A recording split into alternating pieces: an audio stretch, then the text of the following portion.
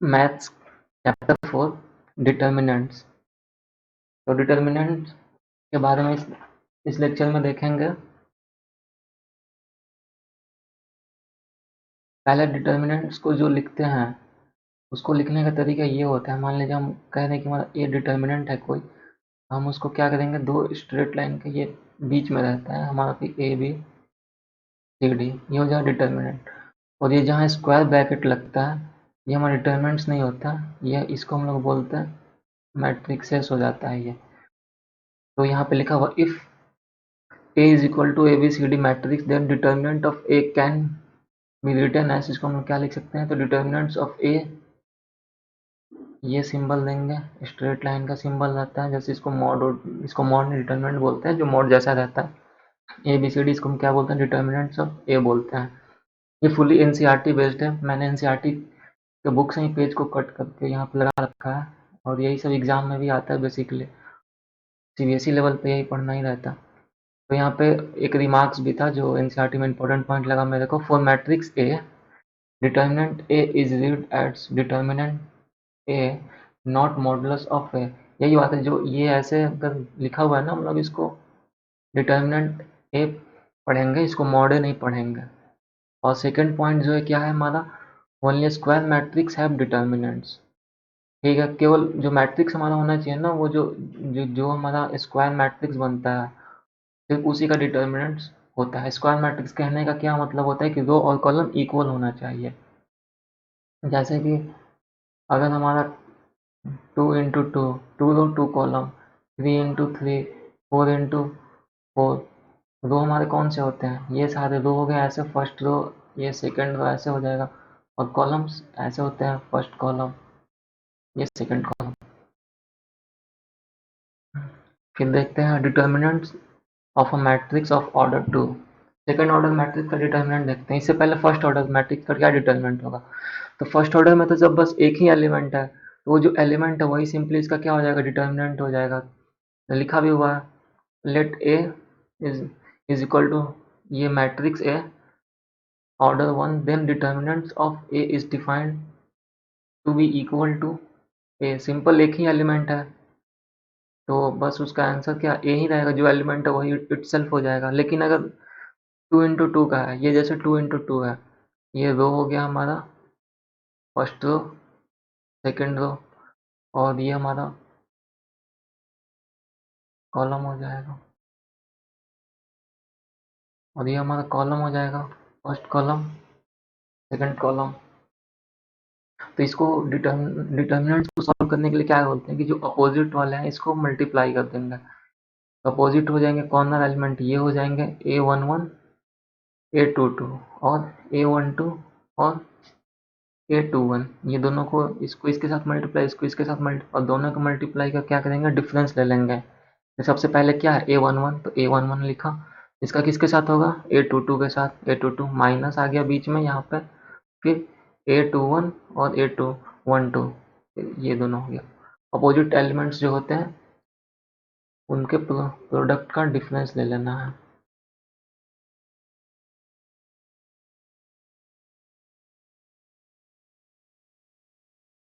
इस पे क्वेश्चन कर लेते हैं। जैसे हम हमारे पास आ गया, ये हमारा दे दिया डिटर्मिनेंट 2 4 -1 2, इसका डिटर्मिनेंट निकालेंगे तो क्या होगा, अपोजिट वाले को क्या करते हैं, मल्टीप्लाई करेंगे। तो ये जो अपोजिट हो गया 2 2, ये मल्टीप्लाई हो जाएगा 2 × 2, फिर आता है क्या, माइनस का साइन, फिर ये अपोजिट जो एलिमेंट है 4 -1, इसका मल्टीप्लाई हो जाएगा 4 -1, तो हमने क्या गया आंसर, 8 आ गया।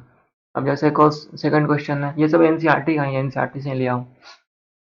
X x plus one, x minus one और एक्स है, इसको सॉल्व करना है। तो इसको सॉल्व करना है तो बेसिकली वही करना है, डिटर्मिनेंट्स निकालना है। तो अपोजिट एलिमेंट क्या है, एक्स एक्स, ये अपोजिट है, हमने इसको ऐसे यहाँ पे लिख दिया, फिर बीच में आएगा माइनस का साइन, और फिर ये हमारा जो है x x minus one, x plus one का प्रोडक्ट, फिर ये लिख देंगे। तो वही बेसिकली यहाँ पे लिखा हुआ है, इसको सॉल्व करेंगे तो ये आ जाएगा। ठीक है, फिर उसके बाद अब देखते हैं 2 × 2 हो गया। हमने सबसे पहले क्या पढ़ा, अगर एक एलिमेंट हो, एक एलिमेंट होगा तो वही एलिमेंट उसका सिंपली क्या हो जाएगा, डिटर्मिनेंट हो जाएगा। यहाँ पे हमने देखा है अगर 2 × 2 होगा मैट्रिक्स तो क्या होगा, अपोजिट जो एलिमेंट है उसका प्रोडक्ट करना है और माइनस करना है। अब डिटर्मिनेंट देखते हैं, अगर 3 × 3 होगा तो कैसे सॉल्व करेंगे। एग्जाम्पल ये रहा, consider the determinant of a square matrix A दे रखा है हमें, ए आई जे 3 × 3 ये दे रखा है, तो इसे हमने क्या बना लिया यहाँ पे 1 1 a 1 2 a 1 3, ऐसे हमने डिटर्मिनेंट दे रखा है, जनरल फॉर्म है, तो इसको सॉल्व करना है। तो सबसे पहले क्या करेंगे कि एक जो रो है उसको फिक्स ले लेंगे। इस केस में हमने क्या किया कि इसके क्रॉस ही निकालेंगे, इसमें एक रो, कोई सा भी एक रो फिक्स ले लेना रहता है। और सॉल्यूशन इजी तब होता है ना कि जिस रो या कॉलम के cross maximum number of zero हो, अगर उसी रो और कॉलम को लेंगे तो कैलकुलेशन क्या होता है, आसान हो जाता है, क्योंकि मैक्सिमम नंबर जीरो, 2 जीरो आ गया तो बस एक एलिमेंट को सॉल्व करना रहेगा। अभी तो जनरल केस है, तो जनरल केस के बारे में देख लेते हैं कि हमने फर्स्ट रो को मान फिक्स कर लिया कि इसके अक्रॉस ही सारे डिटरमिनेंट्स निकालेंगे 3 × 3 का। तो सबसे पहले ये लिख देंगे a11 है, तो a11 हमने यहाँ पे लिख दिया। फिर उसके बाद अब a11 के को हमने लिखा, तो इसके जो है ये और इसके यहाँ पे ये हमारा हो गया वर्टिकल और ये हॉरिजेंटल, कट कर देंगे। अब जो हमारे पास एलिमेंट बचेगा, क्या बचेगा, ये बचेगा, ये चारों बचेगा, तो इन चारों को यहाँ पे लिख देंगे a22 a23 a32 a33। और ये जो लिखा हुआ है ना, ये हमारा बेसिकली हमारा जनरल फार्मूला होता है -1 आई, सॉरी जे जैसा लग रहा है, आई प्लस जे। अब आई और जे का वैल्यू पुट कर देंगे। आई हमारा क्या है 1, जे भी 1 है, तो यहाँ पे 1 1 पुट कर देंगे। फिर उसके बाद हम लोग आते हैं, इसको इरेज कर देते हैं, ठीक। अब हम क्या करेंगे, इसके क्रॉस निकाल दिया, अब इसके क्रॉस निकालना है, a1 2 के क्रॉस निकालना है। तो क्या करेंगे कि इसके रो ऐसे ये और इसके नीचे का जो कॉलम है उसको कट कर देंगे। अब क्या बचा हमारे पास, a21 बचा, a23 बचा, a31 a33, as it is इसको लिख देंगे a21, उसके नीचे a31, तो हमने a31 लिख दिया यहाँ पे। फिर इसके a21 के सामने क्या है, a23 है, हमने a23 लिख दिया। उसके नीचे क्या है, a33 है, तो हमने इसके नीचे a33 लिख दिया। एज इट इज ऐसे ही सॉल्व। इसमें भी क्या करना, a212 लिखना था, तो a12 इस डिटर्मिनेंट के बाहर लिख दिया, जैसे कि इसमें लिखा हुआ था a11। अब ये वाली जो टर्म है ये वही है, सिंपली -1 आई प्लस जे। आई यहाँ पे क्या है, आई हमारा 1 है और जे क्या है 2, 1 और +2 कर देंगे यहाँ। अब अब आई और जे तो पता होना चाहिए, आई और ये जे क्या रिप्रेजेंट करता है, ये आई रिप्रेजेंट करता है रो को, ठीक, और जे रिप्रेजेंट करता है कॉलम को, ठीक है। क्योंकि हम लोग इस एलिमेंट के बारे में देखते हैं a12, ये किस रो में है, फर्स्ट रो में है, इसीलिए इसका जो आई है वो 1 हो गया। और इसका कॉलम कौन सा है, सेकंड कॉलम है। अब कैसे पता सेकंड कॉलम है, ये कॉलम नीचे होता है ना, ये फर्स्ट कॉलम, ये पूरा नीचे का सेकंड कॉलम, तो बस ये सेकंड कॉलम है तो कॉलम हमारा सेकंड हो गया। इसीलिए आई और जे का बस यही कंसेप्ट है, ये रो किसी भी पर्टिकुलर एलिमेंट का रो और कॉलम बताता है, मतलब कि उसका लोकेशन बताता है कि हमारे डिटर्मिनेंट में वो किस जगह पे है। आई और जे का काम यही है, बेसिकली लोकेशन बताता है। अब आते हैं थर्ड स्टेप, अब लास्ट बचा A13। A13 इसका नाम है, क्यों नाम है, क्योंकि फर्स्ट रो में है और थर्ड कॉलम में है, इसीलिए इसका नाम है A13, इसको हमने बोल रखा है। तो A13 है, तो A13 को हमने क्या किया, एज इट इज लिख देंगे, ये हमारा लिखा हुआ है। फिर वही करेंगे, इसको इरेज कर देते हैं।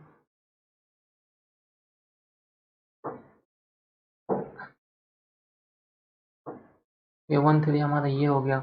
अब क्या करेंगे, इसके इसके सामने का रो और इसके सामने का कॉलम कट कर देंगे। अब बचा हमारा A21 A22 A31 A32, ये बचा हमारा। तो बस सिंपली क्या करेंगे, इसको हमने लिख दिया A21 A22 A31 A32, ये लिख दिया हमने, और ये -1 और ये फिर आई और जे, आई आई और ये जे, I1 है, Z3 है, तो ये लिख दिया। अब और नीचे आते हैं। अब इसके बाद क्या करेंगे, अब क्या करते हैं कि जितना आया ना, अब सबको सम कर देंगे, सम अप कर देंगे। पहला, पहले से हमें क्या आया था, ये आया, इसको हमने लिख दिया। फिर प्लस सेकंड वाले से ये आया, और प्लस थर्ड वाले से ये आ गया। ठीक है, अब ये हमारा हो गया यहाँ पे -1। इसको जब हम सॉल्व करेंगे तो ये क्या है, सिंपली -1 1 1 2 -1 का स्क्वायर 1 हो जाएगा, तो हम 1 हो जाएगा ये। इसीलिए यहाँ पे अब क्या हो जाएगा कि 1 को लिखेंगे डायरेक्ट, A11 लिख दिया हमने, और इसको इसको सॉल्व करेंगे। तो 2 इंटू 2 मैट्रिक्स हमें आता है सॉल्व करने। अपोजिट वाले को मल्टीप्लाई करेंगे, 822 इंटू 8233, हमने इसको यहाँ पे लिख दिया 822 इंटू 833, बीच में माइनस का साइन आता है। फिर क्या करेंगे, फिर ये अपोजिट वाले को मल्टीप्लाई करेंगे, तो हुआ यहाँ पे 832 823, ब्रैकेट बंद, काम खत्म इसका। फिर प्लस का साइन है, तो हम यहाँ पे मान लो कि यहाँ पे हमने फिर कहाँ गया, यहाँ पे हमने दे दिया प्लस का साइन। ठीक है, अब इसको, अगर इसको सॉल्व करो, इसको सॉल्व करके देखते हैं। -1 का क्यूब, -1 की पावर क्यूब यानी -1, इसीलिए यहाँ पे क्या है कि माइनस का साइन आ गया है। ठीक है, इसलिए यहाँ प्लस था, फिर माइनस आ गया ना, प्लस माइनस माइनस हो गया, तो इसलिए माइनस का साइन है। उसके बाद क्या है, A12 है, तो हमने यहाँ पे A12 लिख दिया। फिर इसको भी ऐसे ही सॉल्व कर लेंगे, 2 इंटू 2 डिटर्मिनेंट जैसे सॉल्व करते हैं। A21 into A33 minus A32 into A31, solve कर दिया। फिर थर्ड वाले को भी ऐसे ही सॉल्व कर लेंगे नीचे में,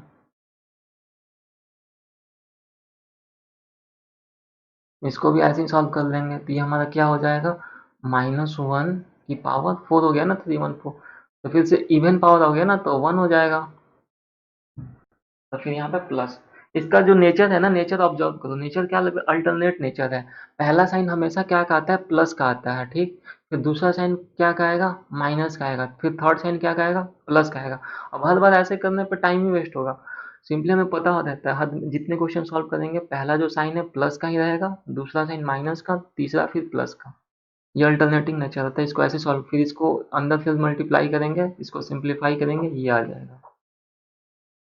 ठीक है, आज के लिए इतना ही, फिर अगले वीडियो में बनाऊंगा मैं आगे।